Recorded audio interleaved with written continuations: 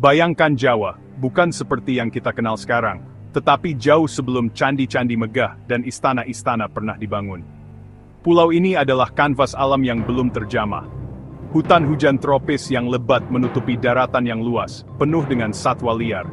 Gunung-gunung berapi yang perkasa berdiri sebagai penjaga bisu. Lerengnya yang subur menyediakan tanah yang kaya bagi orang-orang yang tinggal di sana. Sungai-sungai berkelok-kelok melintasi daratan, berfungsi sebagai jalur utama untuk perjalanan dan perdagangan antar komunitas kecil yang terpencil. Kehidupan sederhana, diatur oleh ritme alam, musim tanam, musim hujan, dan siklus harian matahari dan bulan. Orang-orang yang mendiami Jawa kuno ini, tinggal di desa-desa kecil yang mandiri. Komunitas-komunitas ini, yang dikenal sebagai Wanua, adalah unit sosial dasar. Mereka seringkali dipimpin oleh seorang tetua desa atau kepala suku, seseorang yang dihormati karena kebijaksanaan, pengalaman, atau mungkin karena dianggap memiliki hubungan dengan dunia spiritual. Sistem kepercayaan mereka bersifat animisme dan dinamisme, berpusat pada pemujaan roh-roh alam dan arwah leluhur. Ini adalah masyarakat yang sangat terhubung dengan bumi di bawah kaki mereka dan langit di atas kepala mereka. Tidak ada otoritas pusat, tidak ada raja yang memerintah pasukan atau memungut pajak dari wilayah yang luas. Kekuasaan bersifat lokal dan personal. Konsep kerajaan berskala besar sama sekali asing. Sebaliknya, kehidupan berpusat pada klan dan desa. Struktur sosial didasarkan pada kekerabatan dan kewajiban timbal balik. Kehidupan yang terdesentralisasi ini menumbuhkan rasa kebersamaan yang kuat, tetapi juga membatasi ruang lingkup organisasi politik dan sosial. Era prakerajaan ini meletakkan dasar penting untuk apa yang akan datang. Praktik pertanian, terutama budidaya padi basah, sawah, menciptakan surplus makanan yang pada akhirnya dapat menopang populasi yang lebih besar dan masyarakat yang lebih kompleks. Jawa kuno ini, tanah para roh dan petani, adalah tanah subur, tempat kerajaan-kerajaan besar pada akhirnya akan bangkit, mengubah takdir pulau ini selamanya.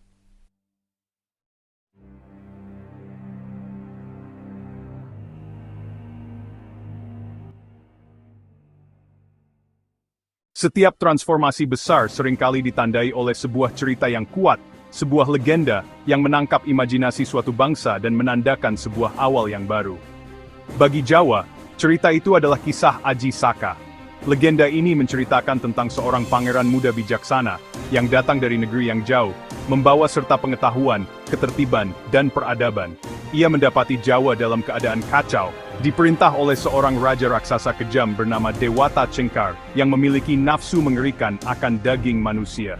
Rakyat hidup dalam ketakutan. Aji Saka, seorang pahlawan dengan proporsi mitos, ditakdirkan untuk menantang kegelapan ini. Alkisah, Aji Saka menawarkan dirinya untuk menjadi santapan sang raja berikutnya.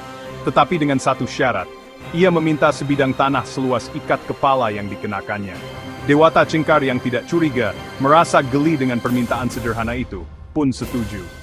Aji Saka kemudian melepas ikat kepalanya dan mulai membentangkannya. Ajaibnya, kain itu terus terbentang, menjadi semakin besar dan besar, hingga menutupi seluruh pulau Jawa. Saat ikat kepala itu meluas, ia mendorong raja raksasa itu ke ujung pantai selatan. Dewata Cengkar akhirnya terlempar ke laut selatan, di mana ia berubah menjadi seekor buaya, selamanya diusir dari daratan. Di luar narasinya yang dramatis, legenda Aji Saka kaya akan simbolisme. Kedatangannya melambangkan pengenalan pengetahuan baru dan peradaban yang lebih maju dari seberang lautan. Dalam legenda, ia disebut sebagai pencipta aksara Jawa, Hanacaraka, melalui sebuah kisah tragis yang melibatkan dua abdi setianya. Tindakan memperkenalkan sistem tulisan ini adalah metafora yang kuat untuk fajar era sejarah yang melek aksara, beralih dari tradisi prasejarah yang murni lisan. Kedatangan simbolis Aji Saka tak dicerminkan oleh proses sejarah yang sangat nyata, masuknya budaya, agama, dan gagasan politik India secara bertahap ke Nusantara.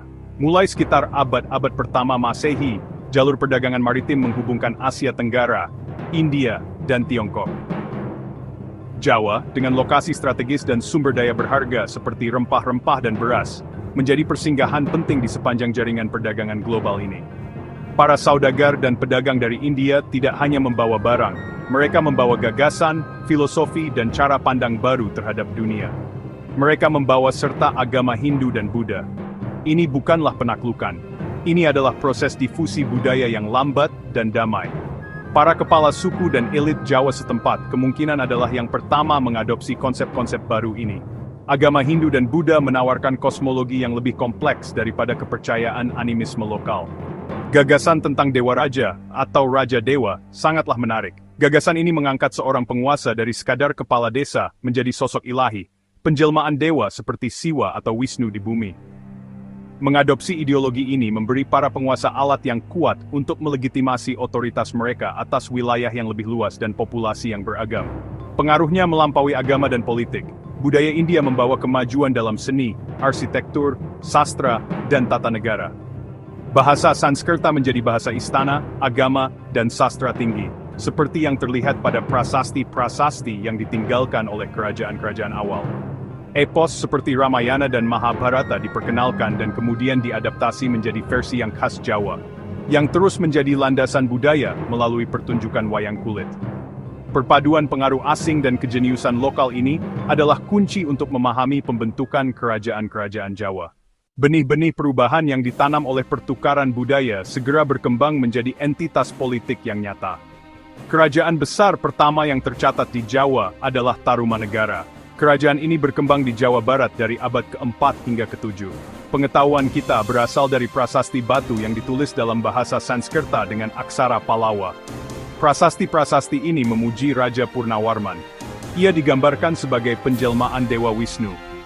Salah satu prasasti memuat ukiran telapak kakinya, melambangkan kekuasaannya yang kokoh dan melindungi. Purnawarman bukan hanya seorang pejuang, tetapi juga seorang penyedia. Ia memerintahkan pembangunan saluran irigasi besar-besaran. Salah satunya konon digali hanya dalam 21 hari. Saluran-saluran ini mencegah banjir dan memastikan keberhasilan panen padi. Berikutnya adalah Kalingga, yang disebut Holing dalam catatan Tiongkok. Kerajaan ini diperintah oleh Ratu Shima. Ia terkenal dengan keadilan dan kejujurannya yang tegas. Ia menguji rakyatnya dengan meletakkan sekantong emas di alun-alun. Tidak ada yang berani menyentuhnya selama bertahun-tahun. Zaman keemasan dimulai dengan Mataram pada abad ke-8. Dua dinasti bersaing, Sanjaya dan Shailendra. Dinasti Shailendra membangun Borobudur. Dinasti Sanjaya membangun Prambanan. Prambanan menghormati Brahma, Wisnu dan Siwa. Candi-candi ini berfungsi sebagai gunung kosmik, representasi fisik dari kekuasaan, kekayaan dan pengabdian spiritual, menandai puncak tata negara Jawa kuno. Kebangkitan kerajaan-kerajaan seperti Tarumanegara dan Mataram menandai transformasi mendasar dalam masyarakat Jawa. Kehidupan desa yang sederhana dan otonom di masa lalu berganti menjadi struktur yang lebih kompleks dan hierarkis. Di puncak adalah Raja Dewa, Dewa Raja, yang otoritas ilahinya bersifat mutlak. Di bawahnya ada para pendeta, atau Brahmana, bangsawan, pejabat istana, prajurit, pengrajin, dan di paling bawah, populasi petani yang sangat besar. Struktur baru ini memungkinkan organisasi yang lebih besar dan mobilisasi sumber daya. Organisasi inilah yang memungkinkan proyek-proyek pembangunan seperti Borobudur dan saluran-saluran air Purnawarman. Meskipun pertanian, terutama pertanian padi basah, tetap menjadi tulang punggung kekayaan kerajaan, negara yang terpusat menciptakan sistem ekonomi yang lebih terintegrasi. Raja dan candi-candi memiliki tanah yang luas, dan para petani membayar sebagian dari hasil panen mereka sebagai pajak. Pada akhirnya, warisan dari kerajaan-kerajaan Jawa pertama ini terukir dalam jiwa pulau ini. Warisan mereka yang paling terlihat tentu saja adalah candi-candi megah yang masih menghiasi lanskap, berdiri sebagai saksi bisu akan masa lalu yang gemilang. Epos dan cerita yang diadopsi selama era ini masih dipertunjukkan dalam wayang kulit dan tarian tradisional. Heak mengajarkan pelajaran moral dan filosofis kepada generasi baru. Hari ini, saat kita melihat masyarakat Jawa modern, kita dapat melihat gema dari kerajaan-kerajaan kuno ini di mana-mana. Rasa hormat terhadap otoritas, etiket sosial yang rumit, tradisi artistik yang mendalam, dan lanskap spiritual yang unik adalah bagian dari warisan berkelanjutan yang dimulai lebih dari 1000 tahun yang lalu. Sejarah rahasia kerajaan-kerajaan pertama Jawa ternyata tidak begitu rahasia. Ia hidup dalam batu-batu candinya, dalam cerita-cerita rakyatnya, dan dalam semangat budayanya yang abadi. Era para raja mungkin telah berlalu, tetapi warisan mereka terus mendefinisikan apa artinya menjadi orang Jawa, menghubungkan masa